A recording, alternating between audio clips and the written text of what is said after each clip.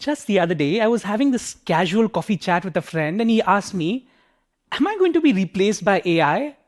I don't want to go back to school to learn new skills. I'm 40. And even if I do, won't employers prefer to hire someone half my age?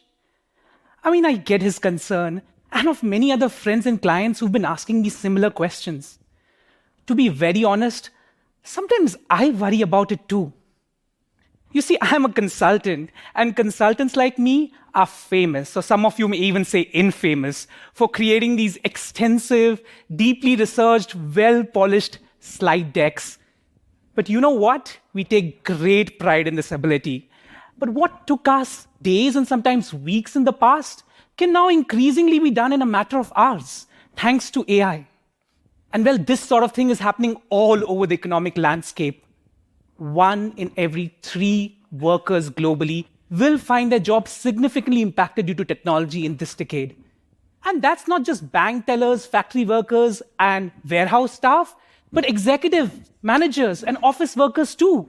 You and me and all of us. That's going to be more than 1 billion people impacted.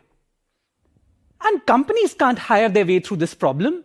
Firstly, there just isn't enough talent in growing areas such as data science, cybersecurity, or clean energy. And even if companies manage to somehow hire their absolute best talent, in 5 years, half of their skills will become redundant. 2.5 years if you're working in technology. This is what we call the half-life of skills. The only solution is to reskill millions of people every year and get them to use those new skills to transition into new occupations. But as I say this, I do realize this is going to be a profoundly complex societal challenge and so big that governments, companies, and individuals must together. They must work together. I am confident that the only way forward is to replace our fear and our skepticism with curiosity and optimism. And I know this is possible because of my experience working with the Singapore government on one of their largest digital reskilling programs. Singapore is a tiny country, barely visible on the world map and devoid of any major natural resources. But they realized early on that the only way to grow the nation is to grow its people. And since then, they have embraced reskilling so excitedly that if you visit Singapore, you're likely going to be bumping into skills ambassadors at shopping malls talking excitedly about the impact of adult skill building through gamified interactive kiosks. They share positive stories of reskilling on national news. And they even talk about reskilling as part of the national defense agenda against threats and challenges to the economy. There was even a lifelong learning float at Singapore's National Day Parade this year. Unusual, isn't it? To see a country take such a positive and proactive approach.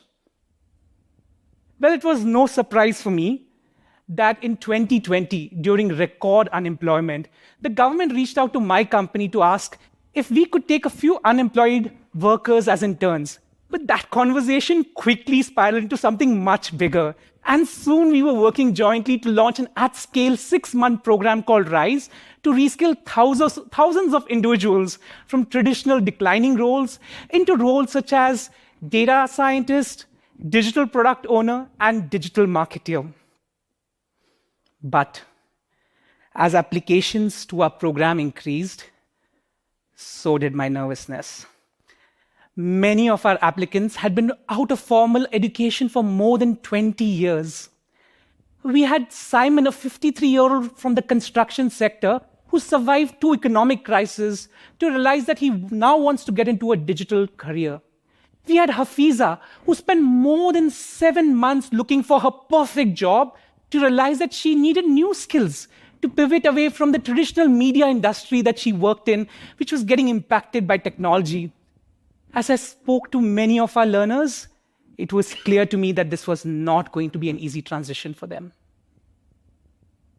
So right from the first week, we focused not just on building their skill set, but building their mindset and building their confidence in their ability to reskill and make a career pivot happen.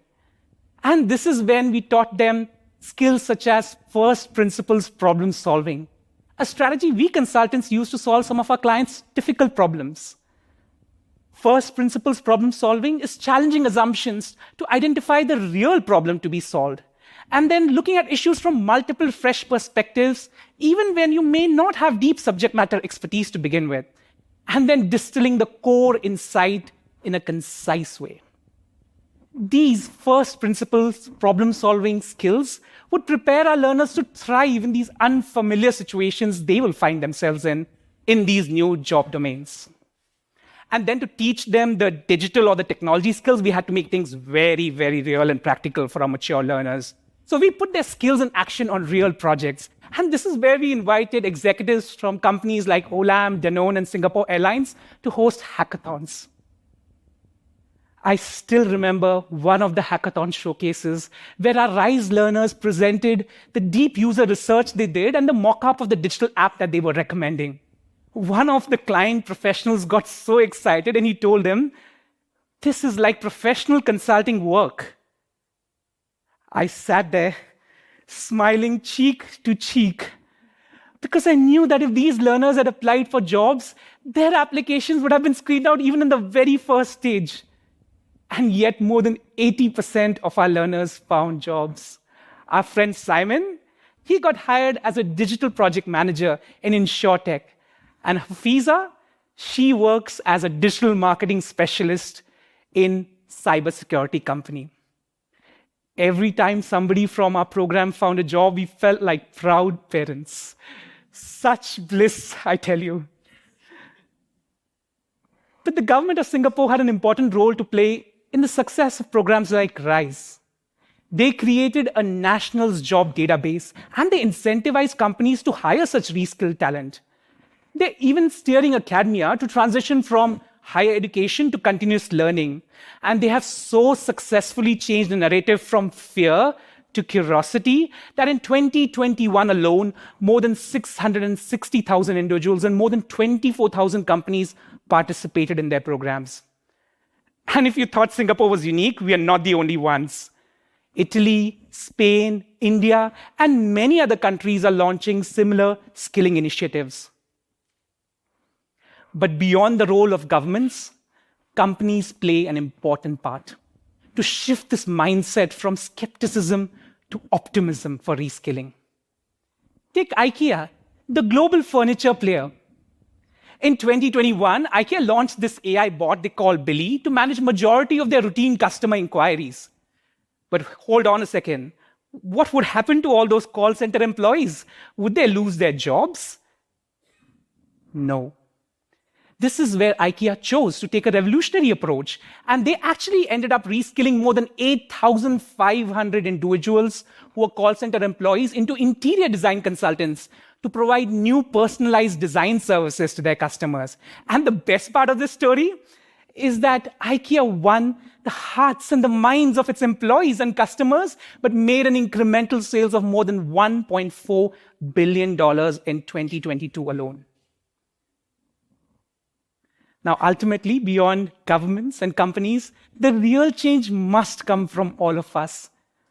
I've been trying to invest in my own skills and not worry too much about my pretty slides and AI, and to model the lifelong learning behavior to my 6-year-old. He has this piggy bank that we call My Learning Bank to save money to learn new skills. Very recently, we used our savings on a course for robotics for kids. He just loves building things, I tell you. And he was very, very excited to show off the giraffe that he had built that could walk step by step.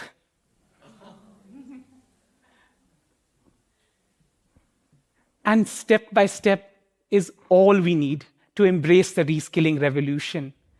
Job evolution due to technology is just going to be this new reality of the world we have to live in. But we must embrace this not with fear and with skepticism, but with curiosity and optimism for building our skills again and again. Thank you.